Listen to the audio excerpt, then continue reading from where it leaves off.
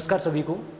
तो लास्ट जो क्लास हमारी चल रही थी उसमें ग्रेटेस्ट इंटीजर फंक्शन के बारे में जो बेसिक चीज़ें थी वो मैंने क्लियर करवा दी थी कि उसका ग्राफ कैसे बनता है, डोमेन उसकी क्या आती है, रेंज क्या आती है और उसकी जो डेफिनेशन है वो किस प्रकार की है। देखो मैं थोड़ा सा इस पार्ट को रिपीट कर लेता हूँ। शायद 3 नंबर का जो पार्ट चल रहा था, ग्रेटेस्ट इंटीजर फंक्शन, महत्तम पूर्णांक फलन, और मैंने इसमें आप लोगों को डेफिनेशन बता दी थी कि इसका मतलब क्या है। मान लेते हैं ये x है, जैसे मैंने एग्जांपल लिया था वही ले लेता हूँ, 2.314 ले लिया। अगर इसको देखें तो हम लोग ऐसे लिख सकते हैं 2 + 0.314। इसका मतलब जो पूर्णांक भाग है वो मैंने अलग लिख लिया और जो फ्रैक्शनल भाग है वो मैंने अलग लिख लिया, दोनों चीज़ें हैं। तो हम इस x को ऐसे लिख सकते हैं और यहाँ से मैंने ये चीज़ समझाई थी कि ये ग्रेटेस्ट इंटीजर फंक्शन के रूप में और ये फ्रैक्शनल पार्ट फंक्शन के रूप में हम लोग इन चीज़ों को पढ़ते हैं। और इसमें जो आंसर आएगा वो केवल और केवल पूर्णांक आ रहा होता है। तो मैंने शायद एग्जाम्पल लेके आप लोगों को ये चीज़ें समझाई भी थी कि अगर पॉजिटिव नंबर इंटीजर इसमें जब भी रखा जाएगा तो सेम आंसर आ रहा होता है। इंटीजर वही जो चाहे प्लस का हो चाहे नेगेटिव हो, लेकिन अगर इंटीजर के अलावा फ्रैक्शनल के साथ पूरा भाग जैसे इतना बड़ा रखा जाए तो आंसर इसका हमेशा क्या आएगा, पूर्णांक के रूप में आ रहा होता है। लेकिन नेगेटिव के लिए मैंने हमेशा इसका चीज़ बताई थी कि इसका जो आंसर आ रहा होता है वो क्या आ रहा होता है, हमेशा छोटा पूर्णांक आ रहा होता है। ये चीज़ें इसके अंदर हम लोगों ने काउंटिंग में चले थे और इसके बाद मैंने इस चीज़ का ग्राफ समझा दिया था। ठीक है, चलिए अब देखते हैं हम इसकी प्रॉपर्टीज जो क्वेश्चन वगैरह में हमारे साथ सॉल्यूशन में काम आ रही हूँ।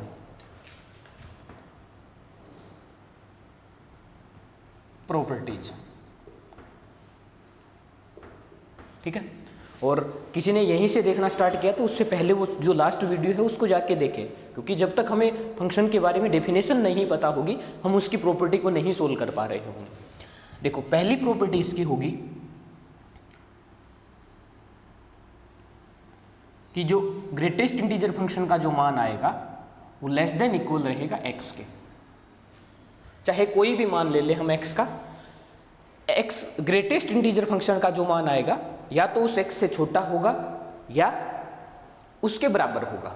ठीक है, देखो मैं दोनों नंबर लेके आप लोगों को समझा देता हूँ दोनों एग्जाम्पल के थ्रू। मैं पहली दूसरी प्रॉपर्टी में नंबर लेके इन चीज़ों को समझ रहे होंगे, लेकिन जैसे जैसे आगे बढ़ेंगे केवल हम वेरिएबल के रूप में इन चीज़ों के बारे में बात कर रहे होंगे। देखो कैसे, मान लो ये है 2.314, जो नंबर था मैं वही ले लेता हूँ। इसको सोल्व करेंगे तो कितना आंसर आ रहा है अपना 2। मैं अगर ये साइन लगा दूँ, सही है, अरे ठीक है ठीक है, इसका आंसर आएगा कितना 2। तो ये नंबर x की जगह क्या लिख लें 2.314। ठीक है, इसका आंसर आएगा 2 और ये है 2.314। तो ये जो 2 है इससे छोटा है तो लेस देन और इक्वल हो सकता था। तो ये मतलब ये है कि ये x से जो हमेशा क्या रहेगा, छोटा रहेगा और या बराबर हो सकता है, कभी भी बड़ा नहीं रहेगा। ठीक है, इसका उल्टा साइन देख लेना, उस कंडीशन में आंसर नहीं आ रहे होंगे। कई बार एस्मिका के रूप में इन चीज़ों को हमसे यूज करवा लेता है। नेगेटिव नंबर के लिए देखेंगे तब भी यही चीज़ हमारे साथ काम आ रही होंगी। अब देखो यहाँ देख रहे हैं कि ये छोटा आ रहा है, लेकिन इक्वल कब आएगा वो चीज़ और हम समझ लेते हैं। देखो सेकंड प्रॉपर्टी इसकी जो काम आएगी उसमें इक्वल आ जाएगा। देखो कैसे कि ग्रेटेस्ट इंटीजर फंक्शन जो होगा उसका मान इक्वल होगा x के, यहाँ जो नंबर होगा उसी के बराबर आ रहा होगा। और ये केवल और केवल तब आएगा जब x का मान खुद एक इंटीजर हो।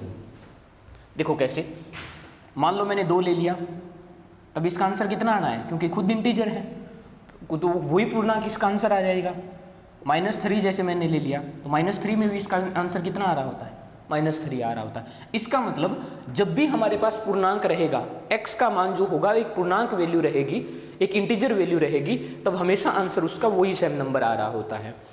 तो 2 प्रॉपर्टी होगी, या तो जो ग्रेटेस्ट इंटीजर फंक्शन का मान आएगा वो रहेगा लेस देन और इक्वल x से रहेगा। जो x नंबर हम लेके चलेंगे या तो उससे छोटा होगा या उसके बराबर रहेगा। और ये चीज़ मैंने क्लियर कर दी कि बराबर कब रहेगा, बराबर केवल और केवल उसी कंडीशन में रहेगा जब x का मान एक इंटीजर होगा।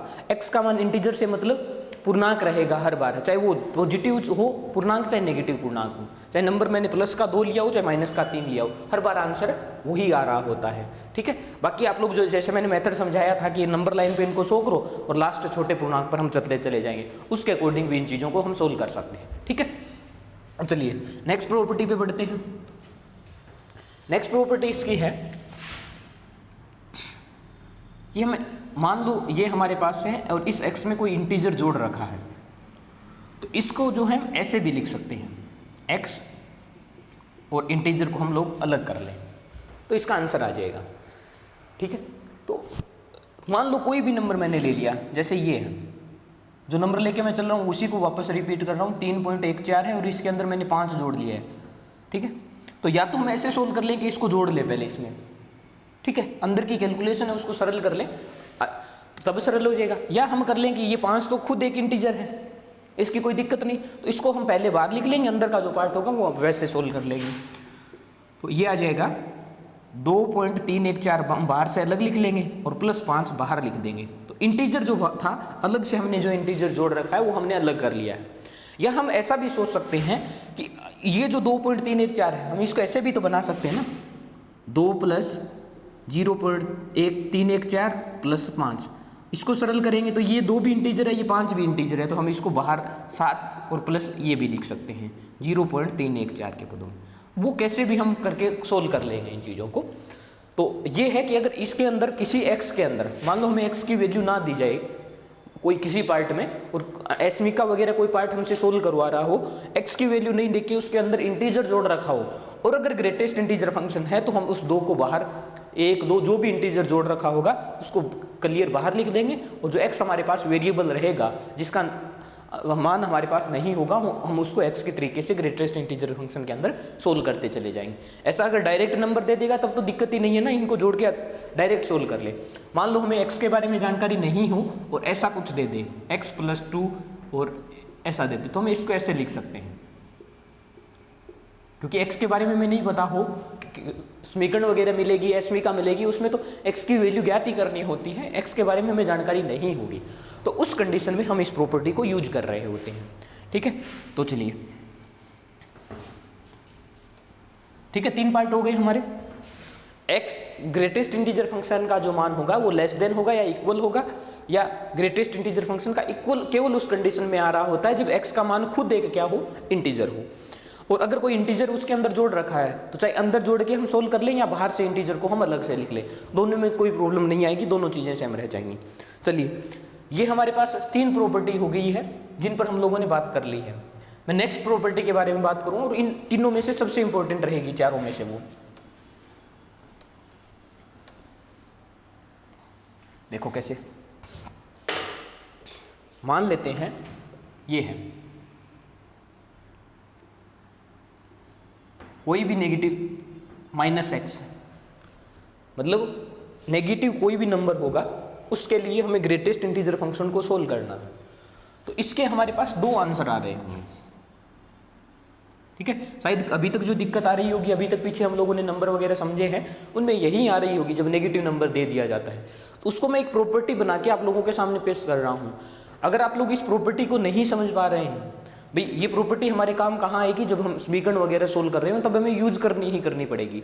लेकिन अगर कोई नंबर दे रखा होगा तो आप कोशिश करो उसी तरीके से सोल्व कर लो, क्योंकि जितनी ज़्यादा चीज़ें याद रखेंगे ना वहाँ थोड़ा सा कुछ गड़बड़ होने की संभावना रहती है। तो हम बेसिक तरीके से इस चीज़ को सोल्व करोगे ना तो वो ज़्यादा बेटर रहेगा। देखो इसका जो आंसर आएगा वो ये आएगा, या तो ये माइनस बाहर आ जाएगा या ऐसे आएगा। ये आंसर आ रहा होगा जब x इंटीजर होगा।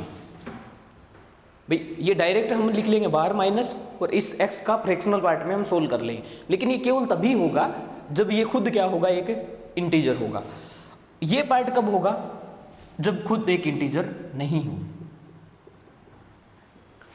अगर इंटीजर है तो केवल माइनस बाहर लिख लेंगे और इंटीजर अगर नहीं है तो माइनस बाहर लिख देंगे और उसमें से एक नंबर और कम कर लेंगे। मैं दोनों के एग्जांपल लेके आपको समझा देता हूं। देखो कैसे, मान लो ये नंबर है हमारे पास -2, इसको पहले बेसिक तरीके से सोल्व करें। -2 क्या है, ये नंबर लाइन है, ये रहा -2, ये रहा -3, ये रहा -1, ये है -2। हमें हमेशा इंटीजर लेना है इसका आंसर, तो इससे छोटा इंटीजर ये खुद इंटीजर है, तो पीछे जाने की हमें आवश्यकता नहीं होगी। इसका आंसर कितना आ जाएगा? -2 आ जाएगा। अब प्रॉपर्टी को देखो, प्रॉपर्टी से देखें तो -2 खुद क्या है? एक इंटीजर। 2 अगर खुद एक इंटीजर है तब इसका आंसर क्या हो जाएगा? माइनस बाहर लिख दो और ये फ्रैक्शनल पार्ट है, -2 मैंने बाहर लिख दिया, ये देखो। अब 2 का जो फ्रैक्शनल पार्ट है, ये सॉरी ग्रेटेस्ट इंटीजर फंक्शन में जो मान आएगा ये कितना आएगा? 2 का 2, -2 आ जाएगा। तो पहले हमने जब लिखा वो भी -2 आ रहा है, और प्रॉपर्टी यूज करके लिखा तब भी कितना आ रहा है? -2 आ रहा है। दोनों तरीके से हम चीज़ को यूज कर सकते हैं। तो पहली प्रॉपर्टी हो गई क्लियर कि अगर इंटीजर है तो माइनस केवल बाहर लिख दो और जो अंदर पद बचेगा उसका मान निकाल दो, वही आएगा। और क्योंकि ये इंटीजर पार्ट रहेगा तो जो नंबर होगा वो खुद आंसर आ रहा होगा। अब हम नंबर ऐसा यूज करते हैं जो इंटीजर ना हो, पूर्णांक ना हो। ये ले लिया मैंने -2.314, इसको लिखना है। इसको लिखेंगे तो क्या है? पहले तो इसको सोल्व कर लो बिल्कुल बेसिक तरीके से। ये रहा -2, ये रहा -3 और ये रहा -2.314, यही आएगा ना नंबर लाइन। तो ये खुद पूर्णांक नहीं है, खुद पूर्णांक नहीं है तो पीछे जो पूर्णांक होगा वो इसका आंसर रहेगा। तो कितना आ रहा होगा इसका आंसर? -3 आ रहा होगा। अब हम प्रॉपर्टी यूज करें इसमें रिलेटेड। ये तो मैंने बिल्कुल बेसिक से समझा दिया कि ऐसे कुछ करना होता है हमें। प्रॉपर्टी यूज करें, अगर ये इंटीजर नहीं है तो प्रॉपर्टी ये रही, इंटीजर होता तो ये होता, ठीक है। इंटीजर नहीं है तो लिखेंगे हम माइनस, ये पद अंदर, अब 2.314 और -1, ये प्रॉपर्टी मैंने जो लिखवाई। अब ये है 2.314, तो अगर पॉजिटिव नंबर होता है तो ये जो पूर्णांक होता है वही आंसर रहता है इसका हमेशा। तो ये कितना हो जाएगा? माइनस बाहर 2 का 2 और ये माइनस और हो जाएगा, तो कितना आ जाएगा आंसर? -3। तो मैंने प्रॉपर्टी यूज की और बेसिक तरीके से सोल्व किया, दोनों तरीके से। लेकिन इग्नोर नहीं करनी है इस प्रॉपर्टी को हमारे हर बार बेसिक से। अगर मान लो हमें समीकरण सोल्व करनी है, एस्मिका सोल्व करनी है, उस कंडीशन में ये हमारे साथ काम आ रही होगी चीज़ें, ठीक है। तो इस चीज़ को भी समझना है। लेकिन ये मैंने लिखा क्या है, अगर मान लो ये बेसिक हमें आ रहा है ना, तो अब प्रॉपर्टी यूज ना करें तब भी हमारा काम चल जाएगा कि अगर ये इंटीजर आ रहा है तो भाई इसको सोल्व करेंगे तो ये कुछ आ जाएगा। अगर ये इंटीजर नहीं है तो इसमें से एक माइनस, क्योंकि पीछे चला जाता है ना एक नंबर, उसी के अकॉर्डिंग ये सारी चीज़ें आएंगी। तो ये कुछ प्रॉपर्टीज हैं, लगभग 4 से 5 आई हैं, 4 हैं लगभग। तो इनमें से सबसे इंपॉर्टेंट यही है, ठीक है, जो 4 नंबर की जो प्रॉपर्टी है। बाकी हमें ध्यान सारी की सारी रखनी है। और ये चीज़ें हमें कंफर्म कब होगी? जब इन चीज़ों के साथ हम प्रैक्टिस करते चले जाएं। मैं आप लोगों को थ्योरी समझा रहा हूँ, इतना पॉसिबल नहीं है कि बहुत सारे क्वेश्चन हम एक साथ इसके कर पाए।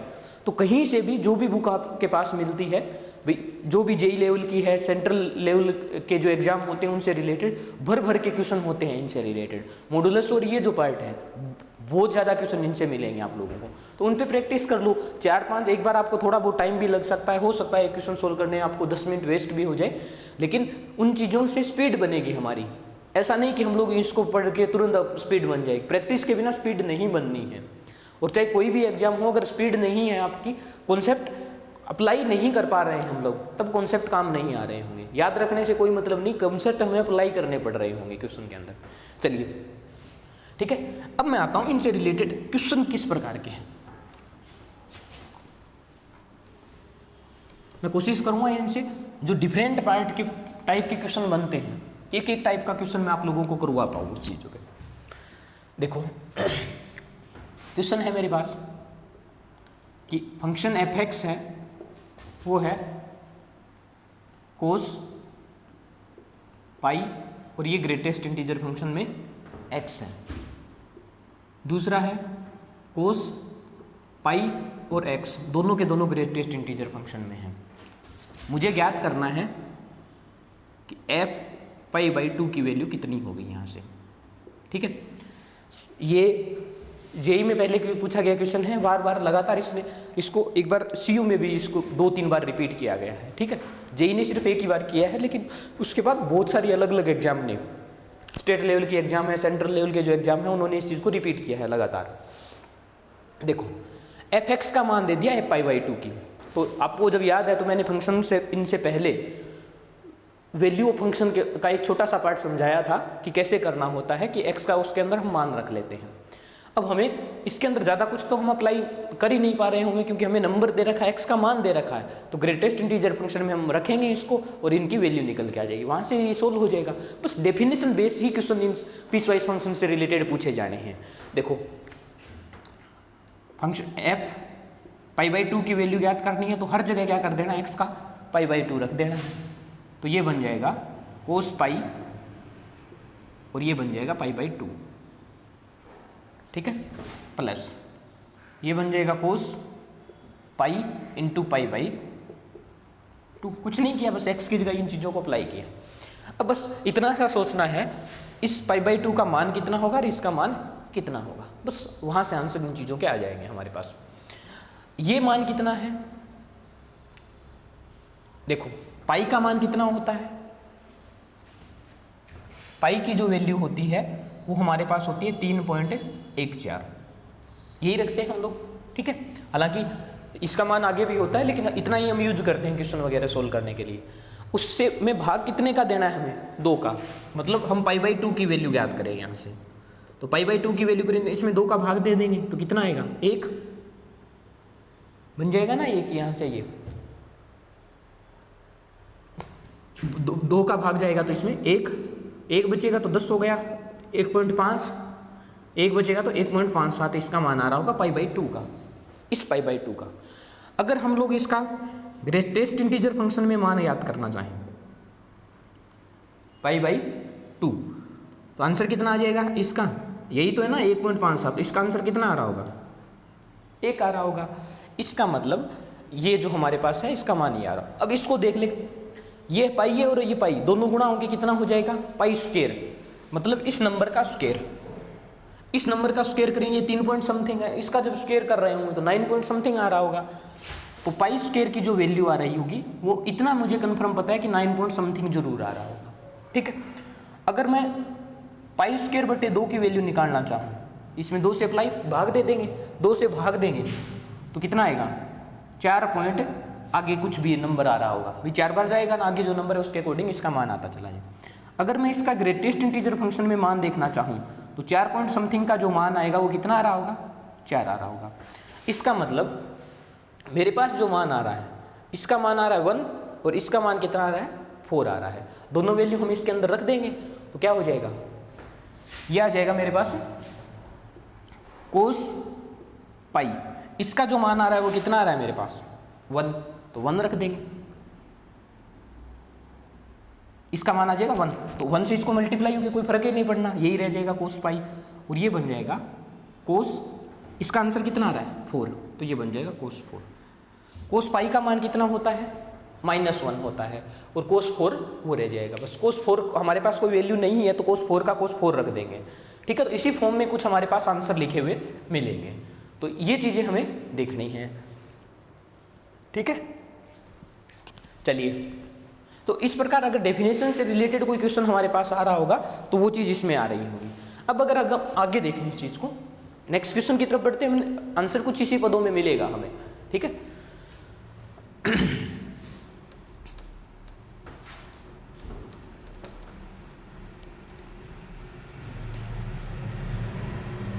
नेक्स्ट देखें, मैंने नेक्स्ट क्वेश्चन ले लिया 3/4 है प्लस 3/4 प्लस 1/100। इसी क्वेश्चन में सीरीज से ये अकॉर्डिंग आगे चल रहा है 3/4 प्लस 2/100, और इस प्रकार ये सीरीज चलती हुई जा रही है हमारे पास 3/4 प्लस 99/100। यहाँ तक हमें इस पार्ट को सोल्व करना है, दिखाई दे रहा है सर आगे, ठीक है। ये इस सीरीज को हमें सोल्व करना है, इसका आंसर हमारे पास कितना आ रहा होता है, ठीक है। जेई का इक्वेशन ये भी है। तो देखो 3/4 जो होता है वो 0.75 होता है, हमें पता है, तो 0.75 ये बनेगा, ठीक है। इसका आंसर कितना आ रहा होगा, 0 आ रहा होगा। यहाँ से हमें आगे बढ़ना है, 1/100 कितना बनना है, 0.01 बनेगा। अब एक चीज़ देखो, चाहे कोई भी नंबर आता चला जाए, ये बढ़ेगा ना आगे, इसमें ऐड हो रहा है, बढ़ता चला जाएगा। तो ये जब तक बढ़ता जाएगा आगे, जब जैसे जैसे हम चलेंगे, तो जब तक ये 1 नहीं बन जाएगा, हर बार इसका आंसर कितना आ रहा होता है, 0 बनेगा ना। देखो 0.75 है, इसका बनेगा कितना बनेगा, 0.75, इसका आंसर 0 आ जाएगा। इसके आगे अगर 1/100 ऐड करें तो कितना जुड़ेगा इसमें, 0.01 जुड़ेगा, तो कितना बन जाएगा, 0.776 बन जाएगा। ये आगे वाला जो ये पद जुड़ेगा तो ये कितना बनेगा, 2/100 का मतलब 0.02, तो 0.02 भी इसमें जुड़ेगा तो 0.77 आता चला है। तो धीरे धीरे ये वैल्यू इंक्रीज हो रही है, और इंक्रीज होते होते ये लगातार बढ़ रही है। तो कहाँ तक पहुँचनी चाहिए, 1। जब तक 1 नहीं बनेगा ये नंबर, तब तक हर बार आंसर इसका कितना आ रहा होता है, 0 आ रहा है। हम बार बार इतने नंबर ना लिखें, इतना यहाँ से डायरेक्ट सोच लें कि इसके अंदर क्या जोड़ा जाए कि ये क्या बन जाए, 1 बन जाए। तो इसमें क्या जुड़ेगा जब जाके 1 बनेगा, ये 0.75 में 0.25 जो जुड़ेगा तो तब जाके ये क्या बनेगा। तो देखो यहाँ 1/100 है, आगे कितना बनेगा, 2/100, 3/100, 4/100, लगातार सीरीज बढ़ रही है ना, ये सीरीज है ये। तो सीरीज में जब तक ये नंबर नहीं बनेगा तब तक आंसर इसका कितना आ रहा होता है, 0.0 आ रहा होगा। तो कहाँ तक चले हम लोग, ऐसे ऐसे बढ़ते जाएंगे। तो ये एक टर्म, ये दूसरी टर्म, ये तीसरी टर्म, ये 26 नंबर टर्म होगी ना ये वाली, खुद ये सेकंड है, 1 वाली सेकंड टर्म है, फिर थर्ड। तो इस प्रकार अब जब हम स्टेप में चलते चले जाएंगे तो जब तक 0.25 इसका आंसर नहीं आ रहा होगा तब तक इसका आंसर कितना आ रहा होता है, 0 आ रहा होता है। तो एक टर्म तो ये रही है हमारे पास, और आगे धीरे धीरे धीरे धीरे जाएंगे। देखो मैं बना लेता हूँ, चलो इसको स्पेस करते हुए चले। ये बनेगा 3/4 प्लस एक आंसर बनेगा हमारे पास 24/100, ठीक है, प्लस यहाँ से नंबर बनेगा 3/4 प्लस 25/100, और फिर ये डोटेड होके लास्ट में कितना आ जाएगा, 3/4 प्लस ये 99/100 हमारे पास ये बन रहा होगा। अब देखो इसका कितना है, इस वाले पद का आंसर 0.75, इसका कितना बनेगा 0.24। इसको देखें तो प्लस में 0.75 ये बनेगा और 0.25 ये बन रहा हो। इसका मतलब इन दोनों को जब जोड़ रहे होंगे तब आंसर हमारे पास 1 बन रहा है। यहाँ से पहले ये कितना बनेगा 0.99, इसका आंसर कितना आ रहा होगा हमारे पास, 0 आ रहा होगा। इसका मतलब जब हमने यहाँ से चलना स्टार्ट किया, यहाँ से 1 2 3 4, जब तक ये 24/100, 2/100 है ना, 3/100, 4/100, 5/100, जैसे जैसे हम इसमें आगे बढ़ते जाएंगे तो 24/100 जहाँ तक आ रहा होगा तब तक इसका आंसर कितना रहेगा, 0 रहेगा। जहाँ से 25 स्टार्ट होगा, 25 का क्या बन रहा होगा, 1। तो देखो मैं आगे लिख देता हूँ, 3/4 प्लस 25/100, फिर क्या जाएगा आगे, 3/4 प्लस 26/100। इस प्रकार जब आगे बढ़ेंगे हम लोग तो यहाँ से आंसर 1 आएगा, फिर ये तो 1.01 बनना ना, ये यहाँ क्या 0.75 प्लस 26/100 का जुड़ेगा तो 0.26 जुड़ रहा होगा, तो वो 1.01 बन रहा होगा। तो 25 से आगे इसका आंसर कितना आना स्टार्ट हो जाएगा, 1 आना स्टार्ट हो जाएगा। तो यहाँ से हम क्वेश्चन के अंदर समझे कि यहाँ से हम जैसे जैसे बढ़ते जाएंगे तो 24/100 तक इसका आंसर कितना आ रहा होगा, 0 आ रहा होगा, और आगे ये है 99/100, ठीक है। तो ये देख लो क्या ये लास्ट टर्म 1 से तो बढ़ी जा रही होगी क्या, लेकिन 2 बना रही होगी, 2 नहीं बना पाएगी, क्योंकि अगर 100/100 होता तो 1 में जुड़ के वो 1.75 होता, तो 2 से बड़ा तो वो नहीं हो रहा। इसका मतलब जहां तक भी ये आंसर जा रहा है हर बार इसका आंसर कितना आ रहा होगा, आगे 1 आ रहा होगा। तो 24 तक 0, उससे आगे लगातार 1 आएगा। तो देखो टोटल कितनी स्टेप है हमारे पास, 100। वैसे यहाँ से देख लो कि यहाँ 0 है, यहाँ 1 से स्टार्ट हुआ है, तो ये 99, तो 0 से स्टार्ट होके अगर नंबर 99 तक जाता है तो कितना होगा, वो 100। 1 से स्टार्ट होके 100 तक जाता है ना, तो 100 होता है। 0 से स्टार्ट होके 99 तक जा रहा है तब भी वो 100 हो रहा हो, क्योंकि 0 काउंट कर रहे हैं हम लोग यहाँ से। तो 24 तक कितनी स्टेप हो जाएगी, 25। मतलब 25 जो स्टेप होगी उनका आंसर कितना रहेगा हमारे पास, 0। और 25 से आगे 100 तक पूरी कंप्लीट कर रहे होंगे तब आंसर कितना आ रहा है, लगातार 1 आ रहा है। इसका मतलब स्टेप जो है 0 से लेके 24 तक है, उसका आंसर तो कितना है, 0। और प्लस 25 से लेके 199 तक है, ये वाला यहाँ 25 से 99 तक है, उसका आंसर कितना आ रहा है? लगातार 1 आ रहा है। तो ये कितनी स्टेप होंगी? 25, और ये कितनी स्टेप होंगी? 75, क्योंकि टोटल 100 रही बन रही है। तो 25 का तो आंसर कितना आ रहा है? 0 आ रहा है। इन 75 का आंसर कितना आ रहा है? 1 आ रहा है। तो 1 + 1 + 1 + 1 कितनी बार जुड़ रहा होगा? 75 बार जुड़ रहा होगा। तो इसका जो आंसर हमारा आ रहा होगा वो कितना आ रहा होगा? 75 आ रहा होगा। ठीक है, ठीक है, मैंने ये चीज़ समझाई है, इतना टाइम हमें लगा है, लेकिन एक बार जब इस क्वेश्चन को आप लोग कर लोगे ना तो फटाफट चीज़ें क्लियर होती चली जाएंगी। और इसको जब तक खुद नहीं करोगे ना तब तक मैं जो बोल रहा हूँ आप सुन के निकल जाएगी, चीज़ें क्लियर नहीं होगी कि मैं क्या समझाने का प्रयास कर रहा हूँ। बस इन पे रिलेटेड जो क्वेश्चन है, इसी प्रकार डेफिनेशन से रिलेटेड इसी प्रकार का नंबर हमें दे देगा, जिनमें एक पैटर्न बन रहा होगा और उस पैटर्न के अकॉर्डिंग हमारे यहाँ से आंसर आ रहा होगा। ठीक है, तो ये क्वेश्चन हो गया। अब नेक्स्ट क्वेश्चन की तरफ बढ़ते हैं। तो इस प्रकार के जब भी क्वेश्चन बनते हैं उनसे रिलेटेड मैं आप लोगों को एक फॉर्मूला बना के दे देता हूं, क्योंकि जरूरी नहीं ये इतना आसान डाटा दे दे, और एग्जाम के अंदर हमारे पास इतना टाइम नहीं होता कि हर डाटा को हम इस प्रकार देख पाएं। इसलिए मैं एक पैटर्न बना देता हूं इस पे आपको, तो वहां से हमारे पास एक फॉर्मूला बन जाएगा और उस फॉर्मूले पर डायरेक्ट आंसर हम इन चीज़ों के लिख रहे होंगे। देखो कैसे, मान लो ये है मेरे पास x प्लस बन जाएगा x + 1/n, प्लस में बन जाएगा x + 2/n, और ये कहाँ तक जाएगा? x + n-1/n। देखो x से स्टार्ट किया है, उसमें लगातार कोई नंबर जोड़ा जा रहा है, n 1/n 2/n 3/n 4/n, तो n-1/n। ये देखना कहाँ खत्म हो रहा है, केवल यहाँ तक का आंसर है। मान लो क्वेश्चन के अंदर इससे आगे भी स्टेप दे दे हमें, तब उस चीज़ को भी हमें अलग से देखना है, लेकिन मैं फॉर्मूला यहाँ तक बना रहा हूँ। इसका जो आंसर आएगा वो आएगा n(x) दोनों का मल्टीप्लाई और उसका ग्रेटेस्ट इंटीजर फंक्शन में हम लोग मान निकाल लेंगे, वो उसका आंसर आ रहा होगा। ठीक है, ये हमारे पास फॉर्मूला बन जाएगा। तो इसको एक फॉर्मूले के बेस में याद रखना है इस पूरे पार्ट को, कि किस प्रकार की इसकी फॉर्म बनती है, क्या इसका आंसर होता है। देखो मैं इस पद को सोल्व करता हूँ इस फॉर्मूले से। x का मान कितना है? 3/4, x का मान 3/4, फिर 1/100, x का मान 3/4, फिर 2/100, लगातार जटता जा रहा है। ये n है n-1, तो ये 100 है तो n-1 99 है हमारे पास। इसका मतलब n का मान कितना है मेरे पास? 100। x का मान कितना है मेरे पास? 3/4।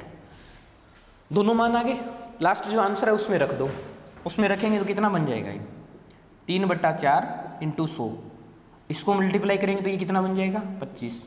25 तो ये 75, और 75 का ग्रेटेस्ट इंटीजर फंक्शन में जो वैल्यू होती है वो कितनी होती है? क्योंकि ये खुद एक पूर्णांक है, और पूर्णांक का आंसर क्या होता है? पूर्णांक ही होता है। इसमें अगर 75 पॉइंट समथिंग आता तो भी इसका आंसर 75 होता।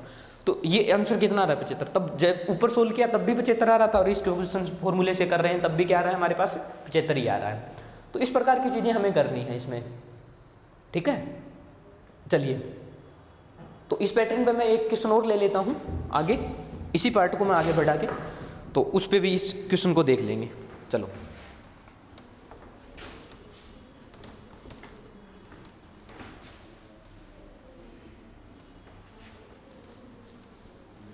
देखिए, नेक्स्ट क्वेश्चन है समेशन r = 0 से लेके 1099। ये समेशन का साइन है। समेशन का मतलब इसके आगे जो स्टेप लिख रही होंगी वो सारी की सारी प्लस में आ रही होंगी। ये है greatest integer function 1/2 plus r/2000, ये कुछ है। ठीक है, अब इसको हम अगर ओपन करके लिखें तो देख लो कैसे आ जाएगा। r का मान 0 रखो इसमें सबसे पहले, तो क्या आ जाएगा? 1/2, फिर r का मान 1 रख दो, तो 1/2 प्लस 1/2000 बन जाएगा। आगे देखिए 1/2 प्लस 2/2000 बन जाएगा, और ऐसे करके ये कहाँ तक जा रहा है? ये स्टेप जाएगी 1/2, कहाँ तक लिखा है?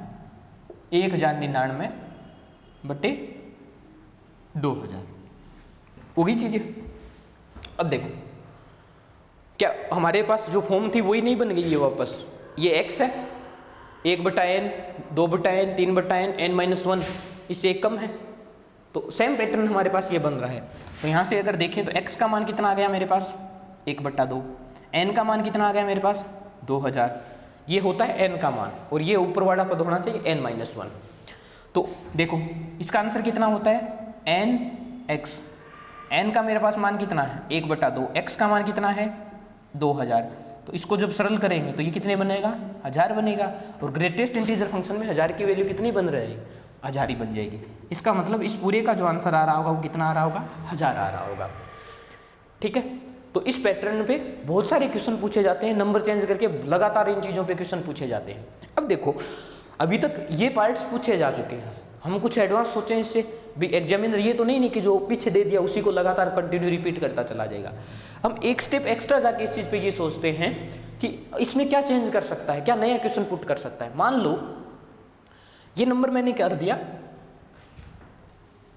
यहां से हटा के मैंने एक 2005 बना लिया इसका, ठीक है, इसको 2005 बना दिया, या कोई बड़ा और नंबर भी ले सकता है 2020, 19 डेट के अकॉर्डिंग। कई बार इस प्रकार के डाटा सेट करता है एग्जामिनर, जैसे 2019 चल रहा है तो 2019 रखेगा, 2020 चल रहा है तो 2020 रख देगा, 2021 रख देगा, इस प्रकार के डाटा सेट पुट कर देता है और उसमें क्वेश्चंस को घुमाया जाता है। अब उस दिमाग में देखते ही हमारा दिमाग में क्या हो जाता है, 2021 देखेंगे तो दिमाग उस तरीके से चल रहा है, लेकिन पैटर्न वही यूज कर रहा होगा। अब एक चीज समझो कि अगर 1099 यहां बन रहा है, इसका आंसर मेरे पास कितना आ रहा है, तब तक कितना आ रहा है 1000 आ गया। अब क्या, देखो यहीं पे मैं कर रहा हूं, इस पे मैं ऐड कर लूं 1/2, आगे 1099 के बाद क्या आएगा 2000/2000।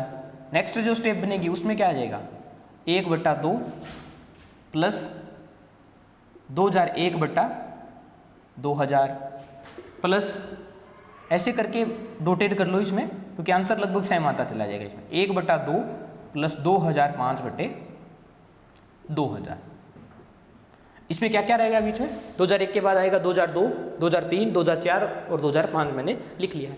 तो ये 4-5 स्टेप जो हमारे पास एक्स्ट्रा बन रही हैं, तो यहाँ से लेके यहाँ तक जब सोल्व करेंगे, तब अभी मैंने सोल्व करके दिखाया आप लोगों को, यहाँ तक आंसर कितना आ रहा होगा इसका 1000 आ रहा होगा। तो यहाँ तक तो सोल्व करने की हमें आवश्यकता नहीं, इसका आंसर कितना आ रहा होगा 1000 आ रहा होगा। अब यहाँ देखो ये कितना बनेगा 2000/2000, 1 बन गया, और ये 1 प्लस 0.5 ये बन गया 1, 1/2 कितना होगा 0.5, तो ये कितना बन गया 1.5, इसका आंसर कितना होगा 1 होगा। अब सबसे लास्ट में जाके देख लो, इसको रखो, भाग देंगे तो कितनी बार जा रहा होगा 2000 में कितनी बार भाग जाएगा, 1 बार जाएगा, ये 0 पॉइंट है ही हमारे पास, प्लस 1 पॉइंट समथिंग बन रहा है ये। अब 5 बचा है, और सिर्फ 5 में 2000 का भाग जाएगा नहीं, जब हम देखेंगे तो 0, मतलब 0 पॉइंट समथिंग आ रहा होगा। ये मतलब ये है कि ये लगभग 1.5 के आसपास की वैल्यू बन रही होगी, इससे बड़ी नहीं जाएगी। तो इस 1.5 बनने से जाएगा, मान लो लगभग 1.6 बन रहा होगा, तो 1.6 का भी आंसर कितना होता है 1 होता है। तो 2002 वाली स्टेप आएगी, उसका भी आंसर 1 आएगा, ठीक है। 2001 वाली बनेगी, उसका भी 1 आएगा, 2002 का भी 1 आएगा, 2003 का भी 1 आएगा, 2004 का भी 1 आएगा, 2005 का भी 1 आएगा। तो कितने नंबर हो गए 1, 2, 3, 4, 5 और 6। इसका मतलब ये जो हमारे पास 6 एक्स्ट्रा स्टेप बन रही हैं, उन सब का आंसर कितना आ रहा है हमारे पास 1 आ रहा है, और उससे पहले के आंसर कितना आ रहा है हमारे पास 1000 तक काउंटिंग। तो 6 ये जुड़ेंगे, वो कितना जुड़ गया 1000, 1000 और 6 जुड़ के इसका आंसर कितना आ जाएगा 1006 आ जाएगा। बस इतना सा कुछ चेंजमेंट वो कर सकता है क्वेश्चन में, डाटा का थोड़ा बहुत चेंजमेंट कर सकता है, ठीक है। चलिए, बाकी आप लोग उसी तरीके से भी ट्राई कर सकते हो कि नंबर रखो, उसके अकॉर्डिंग इस डाटा को चेक कर लो कि कितना आंसर इसका आ रहा है या नहीं आ रहा है। चलिए, तो अब यहाँ आने के बाद हमारा जो ग्रेटेस्ट इंटीजर फंक्शन का जो इस बेसिक रिलेटेड मतलब प्रॉपर्टी से रिलेटेड जो क्वेश्चन है या बेसिक पार्ट से रिलेटेड जो पार्ट है उन चीज़ों से चीज़ें खत्म हो जाती हैं यहाँ तक कंप्लीट। क्वेश्चन में कहीं भी पुट करवा सकता है, कोई नंबर देगा इनसे रिलेटेड और उन नंबर के अकॉर्डिंग अलग अलग नंबर पर उनके डाटा हमें देख रहे होने होते हैं। क्योंकि मैं शायद जब ये चैप्टर पीस वाइज फंक्शन जहाँ स्टार्ट किया है वहाँ भी बता दिया इस चीज़ के बारे में कि पीस वाइज फंक्शन ग्राफ टूटेंगे बार बार अलग अलग इंटरवल में, और अलग अलग इंटरवल में अगर ग्राफ टूट रहे हैं तो वो कॉन्टिन्यूस नहीं होंगे। कॉन्टिन्यूस नहीं तो उनका अवकलन और समाकलन किसी एक नंबर पर हम वैल्यू निकाल के पॉसिबल है, बाकी वैसे कॉन्टिन्यू पूरे रेंज में इसका इंटीग्रेशन है चाहे अवकलन है वो पॉसिबल नहीं है।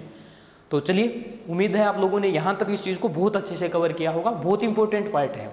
चाहे मैं एयरफोर्स की बात कर लूँ तो लगभग बेसिक प्रॉपर्टी पे ही डायरेक्ट क्वेश्चन ज़्यादातर इसमें पूछा जाता है, और लगभग चाहे मॉडुलस और फ्रैक्शनल पार्ट जो फंक्शन है वो हम नेक्स्ट क्लास में कर रहे होंगे, जो भी हमारी नेक्स्ट क्लास होगी उसमें, और ये ग्रेटेस्ट इन तीनों से रिलेटेड कोई ना कोई क्वेश्चन डालता ही डालता है, और देखते ही आंसर आ जाता है तो उसमें टाइम कंज्यूम वाली बात भी नहीं होती है। तो इस प्रकार के क्वेश्चन उन पे डायरेक्ट डाले जाते हैं। और थोड़ा सा अगर टफ बनाना है, अच्छे लेवल का पेपर बनाना है तो इनको एसमी का वगैरह में डाल देगा।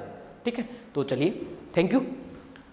यहाँ तक ये पार्ट हमारा कंप्लीट होता है। नेक्स्ट जो क्लास होगी उसमें हम एक नए फंक्शन के साथ आप लोगों के सामने होंगे। तब तक आप इन चीज़ों पे प्रैक्टिस कीजिए और इन चीज़ों को एंजॉय कीजिए। Thank you.